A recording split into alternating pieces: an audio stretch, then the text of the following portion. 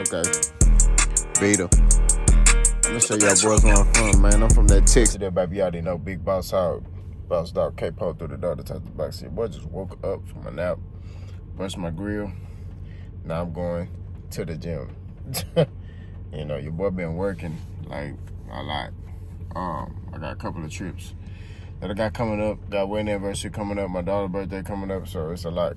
You know, your boy got to get it. But before I get my soliloquy, me tough times don't last. Good people do know if you say cut a minute if hotline remember you matter. Real quick, it's not gonna be a long video. I just want to do my post-fight reaction to Canelo Álvarez, first time in McGill. I'm gonna post this on the Boss Hog Boxing channel and the Mono Greatness channel. And we got some news coming for y'all later on. So let's get straight into the nitty-gritty. This was the story of the passing of the torch, or not yet, little fella.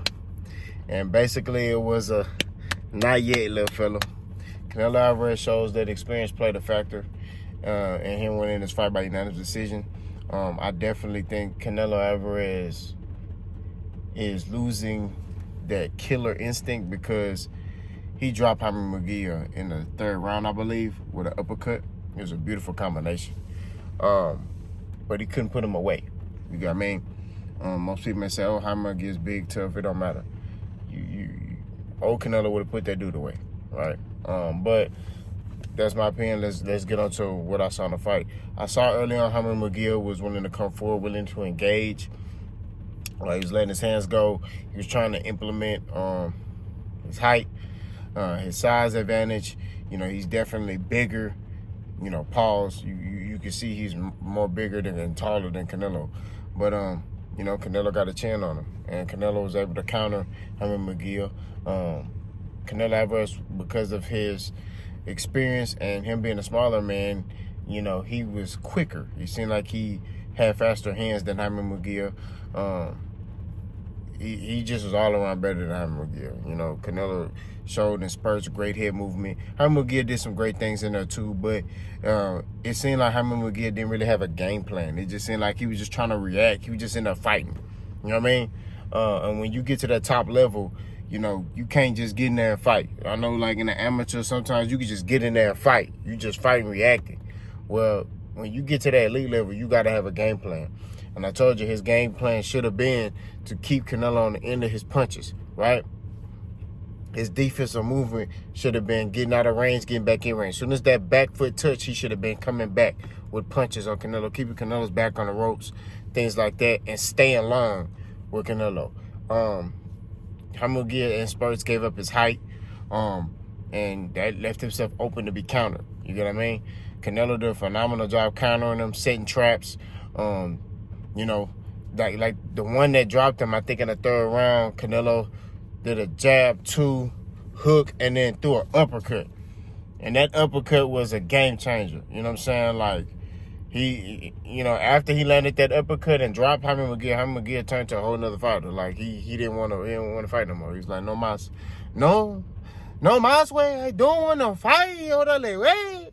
Please forgive me. I don't want it. Stop. Orale. That's what I saw from Jaime Mungia. You know what I mean? And for the duration of the fight, you just saw Canelo continue to beat on him and outclass him for the remainder of the fight. Like I said, old Canelo, I feel like would have stopped Jaime Mungia. I do feel like Canelo Álvarez has lost that killer instinct. I think Canelo Álvarez, he's at the point now where his experience, my bad, y'all, his experience, that was my sun visor. His experience can be able to beat a lot of guys, but, you know, you know, I don't know, you know, and I say a lot of guys, but, you know, there's certain guys I think that ain't gonna work. Canelo gonna have to knock these dudes out. Now, great win for Canelo Álvarez. What's next for him? I'm hearing Edgar Berlanga. Edgar Berlanga officially becomes the mandatory for his WBA belt. I actually don't like that fight. I think Edgar Berlanga is not deserving of a Canelo fight. I think Edgar Berlanga will get embarrassed. I think he'll get body bag and toe tag by Canelo Álvarez. I'm not gonna lie to you. So what I think needs to happen is he needs to fight Dave Benavidez. His tone after the fight was like, "Oh guys, I'll go back to my family," and Dave Benavidez sitting on the, in the stands outside, ringside. He's like, I need to focus on my side. I talked to my team, and but I told them to put the money up, and we got something going. That sounds like you scared to me, sir. And I don't say that about no boxer, but it's just like, come on, man. What more does this man need to do?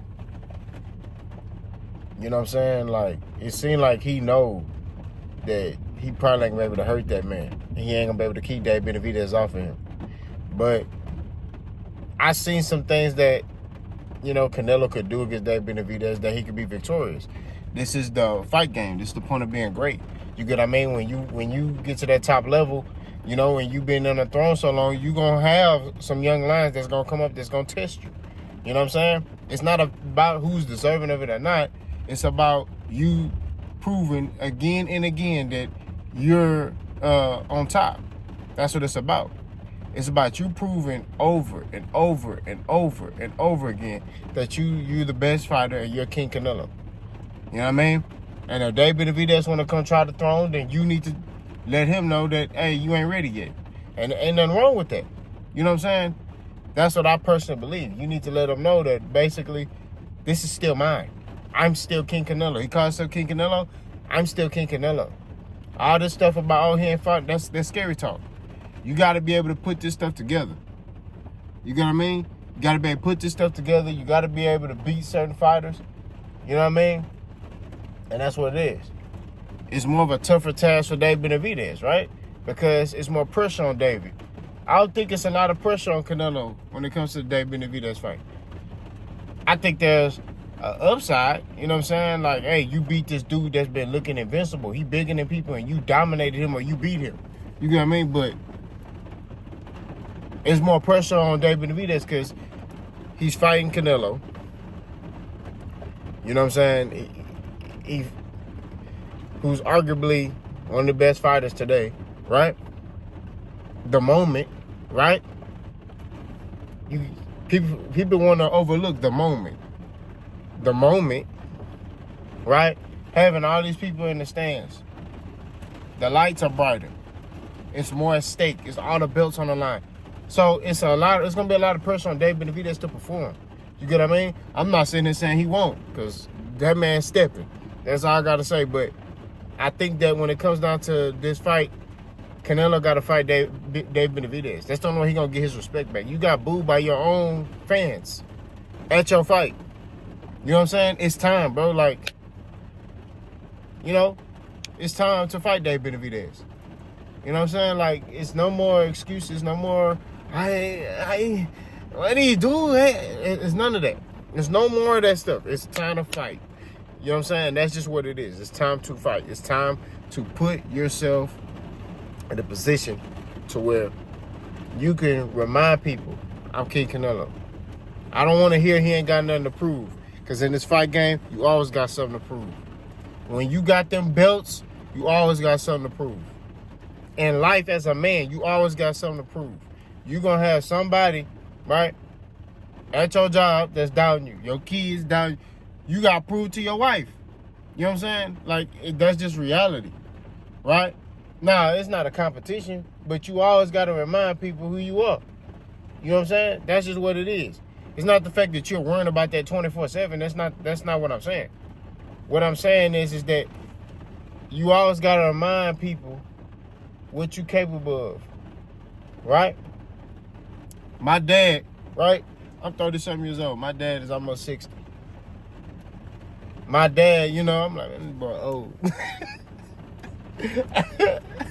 That boy old, man. Hold up. My dad old. He remind me, hey, man, what's up? You know what I mean? And, my dad hand's still certified at almost 60. You know what I mean? But he ain't doing it. It ain't like he think about 24/7. It's, we just live in a time where you always got to remind people who you are. It's not about all right, 24/7. I'm worried about this. Nah. But you always gonna have to prove yourself. That's just how it is. That's what it is. And even if it's not proving yourself to somebody else, it's proving it to yourself. It's proving it to you. You know? You ever heard that term, you versus you? So, I don't want to hear, I got nothing to prove. I did it already. I'm not trying to hear that. It's time to fight Dave Benavidez. But, congratulations to Canelo Álvarez. Great fight.